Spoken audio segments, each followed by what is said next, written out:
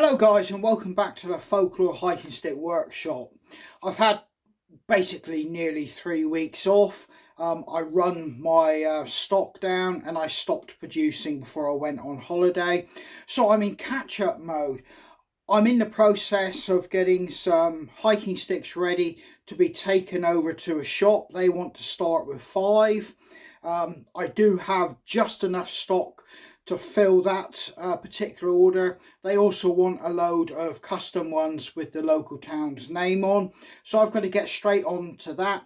And I've got to straighten sticks. I don't have much in the way of stock I can use. I've got a few I'm going to put on eBay, and I've got a load of custom orders come in, and I'm waiting for people to pick up hiking sticks which I made for them, which due to their holidays and my holidays and things like that, they never got to pick up. So I've come into the workshop with my feet hitting the ground and I'm having to run straight off the bat.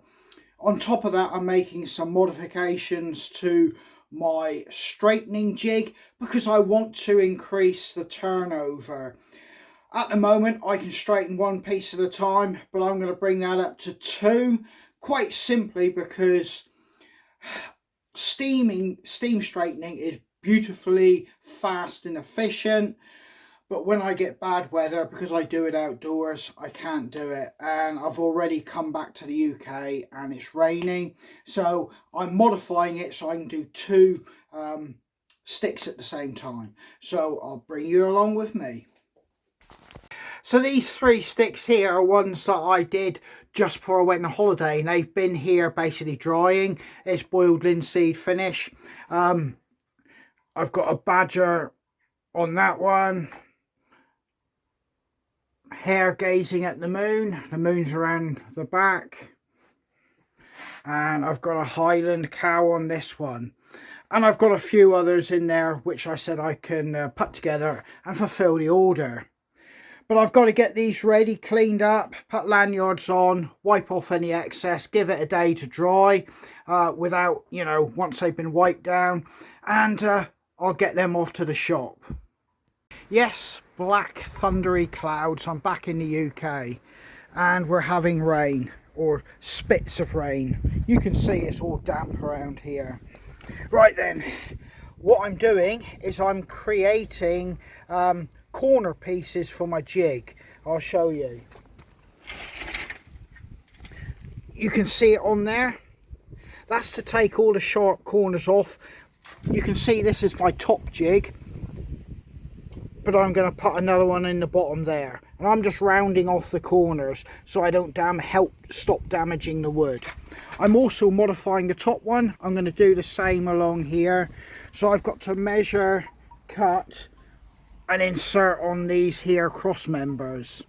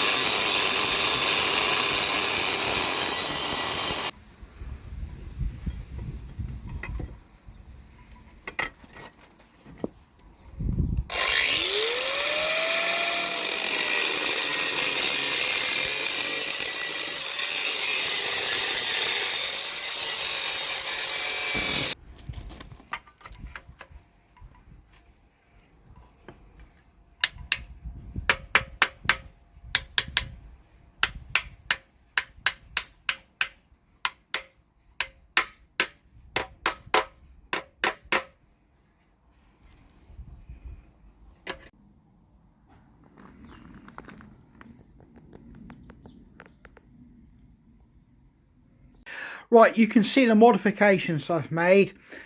I've obviously took the sharp edges off with the pipe that's fitted on all the load bearing areas. I've actually got this jack which is going to sit in on this position and obviously push against these 2 and take the bends out like that, and that's my normal position one. This one here will probably be for the heavier gauged sticks, where I can actually leave them that little bit longer cooling while I continue to do the normal sized hiking sticks with this one. Those who have been with the channel for a while on the crafting side of things will obviously know this is my steam chamber, and that's my steamer. Sorry about the lighting conditions, but it's really grey and horrible out there. But that's redundant today because quite simply it is absolutely horrendous out there.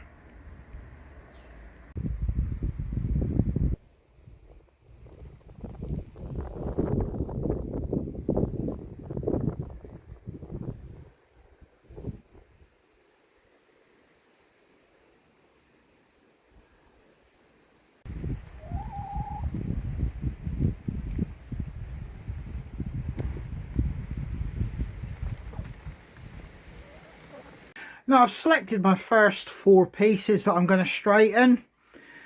They range in size, but they're nothing too over the top.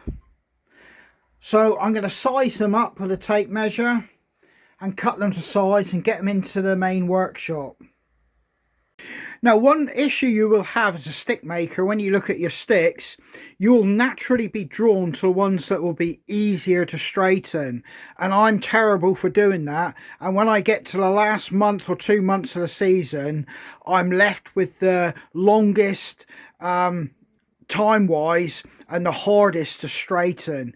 It's something, it's a habit I should get out of as a stick maker, but unfortunately I'm still making that mistake, and I'm making it today.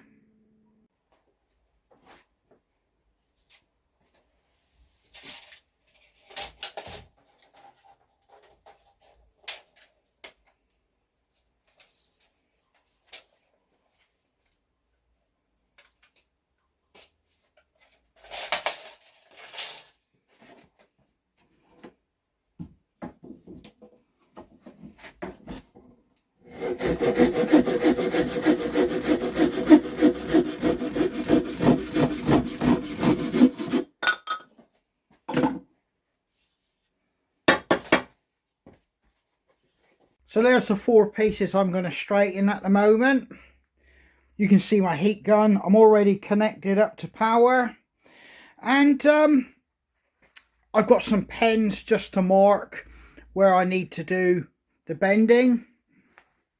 And in here is a load of actual spacers, protectors and rubber bits which I use to stop the wood getting damaged. So in amongst all that lot, I will use that, fit into the jacks and the load bearing points on the jig to stop damaging my wood. Right then, straightening sticks is a bit of an art in itself. Some people are really expert at it. Their eye, sometimes they hardly have to look. They can just feel it. And whether it's been steamed or heated with other methods like over a fire or hot air gun, once they've got that wood to where they feel that they can bend it and get it to hold a set, they seem to be masters, and it will be as straight as a railway line. Me, personally, I have to work at, physically work hard to get a straight stick. I wish it came naturally and easy to me. Some of us it doesn't, and I'll just show you what you're working with. Right then, I've got an actual builder's spirit level, quite a long one, and I'll just put it there.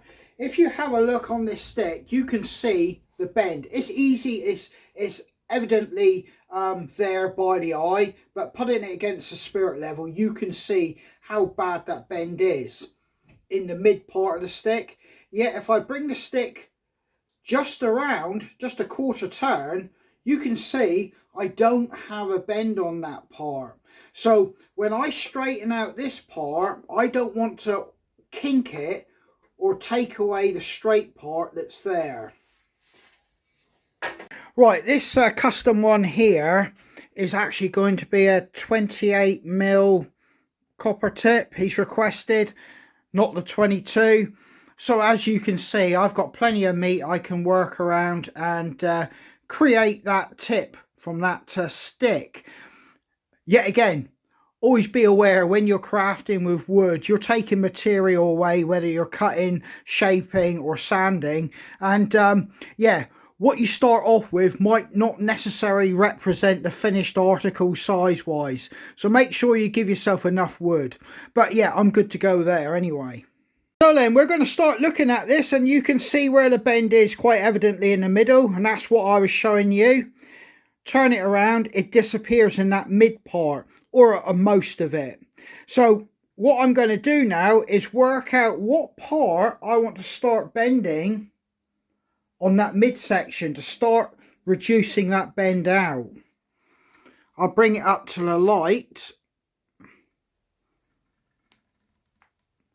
and I can already see along there where I'm going to put my first straighten into this stick. Now you don't have to do this if you're good at remembering exact spots, but I've got a very small black dot there, and you may just see two others, and I'm going to have to put bends in those positions, or so I believe at this point, to take that well, to take the bend out. So you can already see I've identified 3 spots in a short space on this stick that I'm going to have to heat up and apply pressure. Right, I'm going to heat up the area, and I'm going to move the stick around and around, and I'm just going to bring the temperature of the wood up to nearly where I want it. I'm then going to put it into my jig, apply pressure, and then re-warm that area. Because I've already pre-warmed that wood to nearly the point I want it, I'll just bring the full temperature up while it's in the jig, then I'll give it its final adjustment. But it's going to be a lot of noise, but I'm going to crack on and we'll get this done. I'm trying not to hold it in one place too long, because I don't want to damage the bark on this one. I'm still waiting for the customer to get back to me whether it's going to be barked or stripped, or you know, they got anything else they got in mind. So I'll keep the bark in good condition so that I've got that option for myself.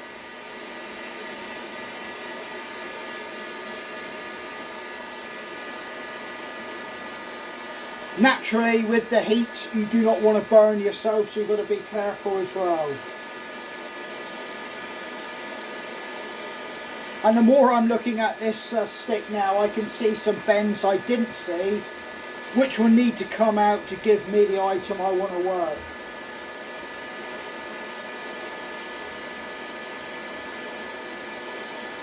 I should have selected a straighter piece.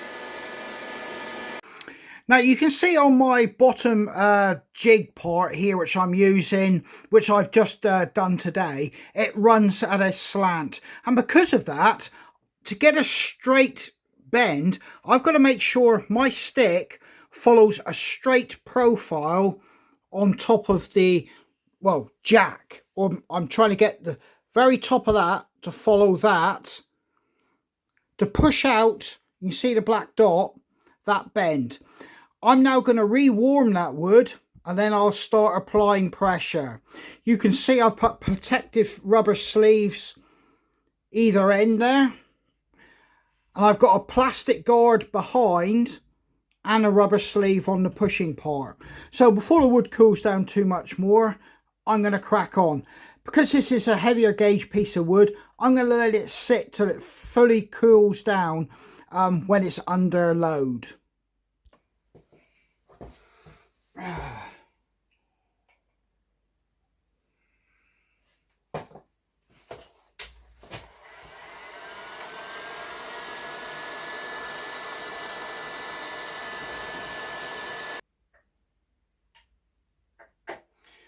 I'm now beginning to apply pressure.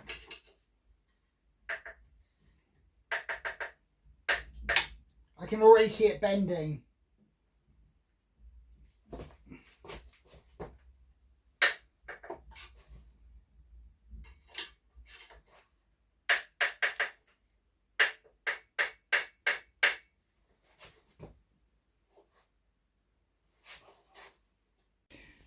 And there you go.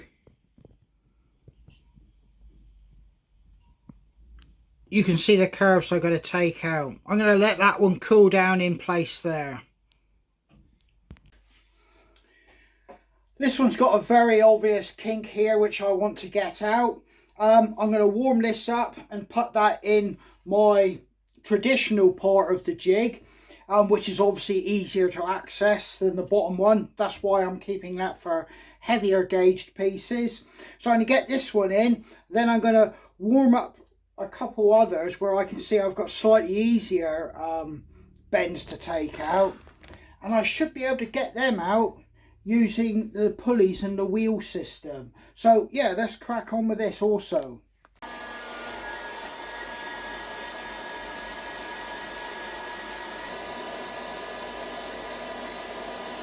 So as you can see, we've got two pieces in there. They're under pressure, under load, taking the bends out. And I'm going to get a third piece going, and I'm going to use the top wheel system now, while these are cooling off and setting in position.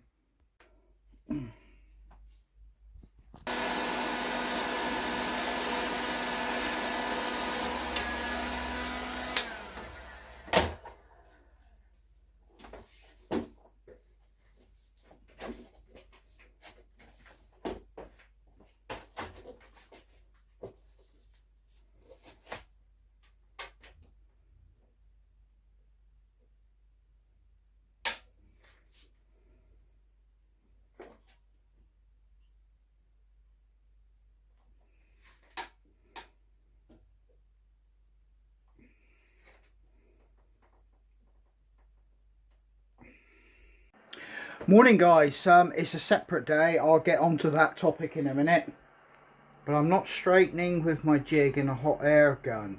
I'll let you know why, but I did get 10 pieces done. I'll let you have a quick look at those.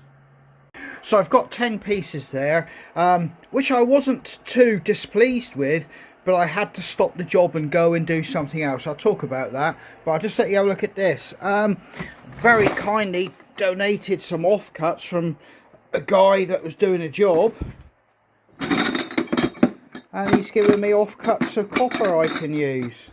That's one of mine. As you can see, I would have had, this is 28mm. I was on my last bits here, so and this is mine. But yeah, look at that, quite chuffed. I've only had that possibly 2, maybe 3 times since I've been making sticks. People have done domestic jobs, have kind of given me their leftovers. So yeah, quite chuffed about that. The steamer's boiling up again. Just started it up. Steam chamber, you would have seen that. If I can get this off. And you can see I've loaded it up. There's 4 pieces in there. One stuffed right at the back there. But yeah, I'm waiting for the steam to come and we'll get this method going. And obviously my jig to bend the wood. Right then, so the reason I only had 10 pieces done through that method was twofold really. The first one, I was here sorting out sticks for customers and doing communications with people, you know, stick related and inquiries and stuff like that. And secondly, more importantly for me at this precise moment, is my car. I got told I could go and pick it up. We've had multiple issues with that car. A bit of backstory. Our other car, the Safira, we lost the timing belt and it jammed all the pulleys and shattered the engine, sort of thing. It was a write-off, so we had a period of time we didn't have a vehicle. We were borrowing till we decided whether we were going to stick within the price range we normally do or go above and beyond and try and get a new car, which the theory being we'd eliminate any motoring issues with breakdowns and things. So we chose a more expensive car, and we were wrong. We've had nothing but problems. In fact, that car stopped the first time, dash lit up like a Christmas tree, and in the end, when it got recovered, it had to have pretty much the wet drive system completely stripped, renewed everything, major parts all throughout the engine replaced. Pretty much a new engine if you wanted to look at it like that, you know. Not quite, but you know, you get the message I'm trying to portray. And then when we got told we could take it away, well, we went and picked it up within a few miles on the way home. Dash lit up again, and it had to be recovered again, and the same situation. You know, they've had it in. That's why we had the lime green car to go to Portugal. You may have seen in our Portugal trip. They had to give us a car to complete that trip because it was based around us having this car. Yeah, so we've just got that one back, and the list of parts are extensive. You know, I pretty much read it all, like, you know, I think what else is there left that they could replace without going into the major, like, you know, crankshaft pistons and things like that. But we will see if it's fixed. I'm not entirely happy, as you can imagine. First time I've ever spent significant money on a vehicle, and I've already had a pretty unhappy experience in doing it. I've got this feeling I would have been better off if I'd just paid £3,000 or £4,000 for a car, which to my mind is a lot of money for a vehicle anyway. But hey, yeah, so that's my current situation and why I'm now going outside and using the steamer. So this is my problem child. It looks absolutely stunning. It's a nice car, it's high, and it's a brilliant car for what we want to do. But I'm hoping that I don't get no more problems from it. But we'll have to wait and see. So as you can see, me coming back off holiday and firing up the workshop, I've got a little hiccups and, you know, bumps along the road. But today, you know, with the weather, I'm going to get, you know, a good quantity of sticks straightened. I'll have my stock I can just pull from the rack and start crafting.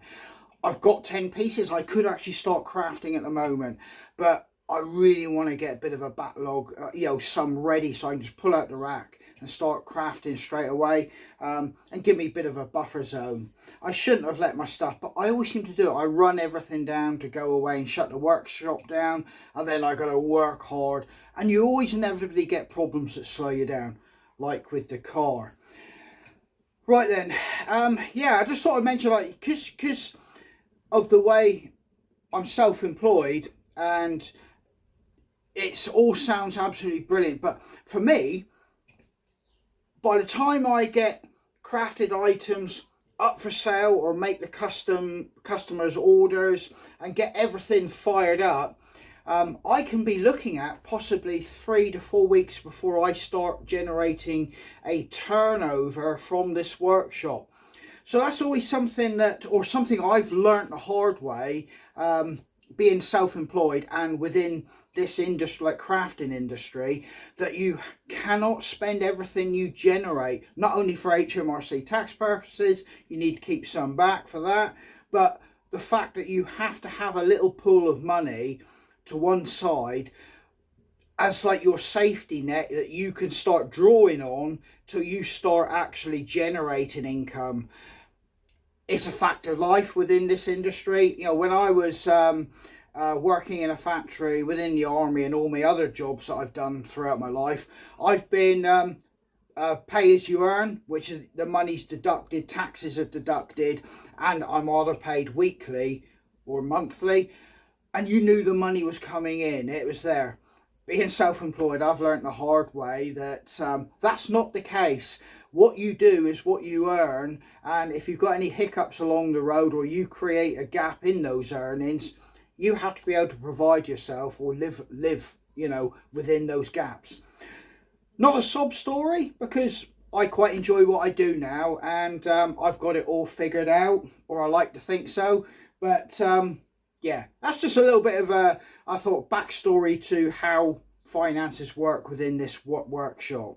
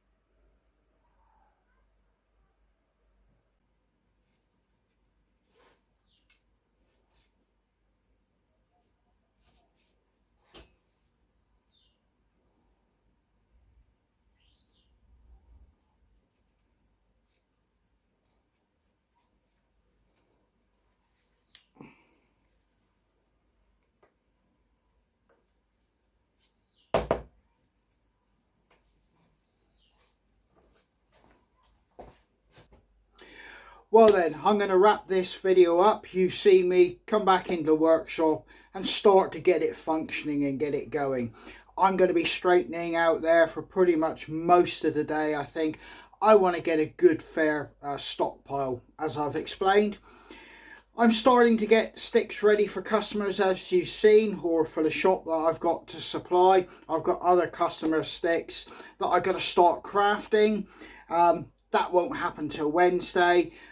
And on top of that, I've got to start continuing to discuss and obviously message customers who've already messaged me and get the ball going. It will take this week to really get the workshop in full swing, but that's as it is. And it's been a pleasure to have you guys come along and see me in the first opening stages of doing it. And as you can see, I'm always beset with a few issues. But in any case, take care, stay safe, and hope to catch you guys on the trail.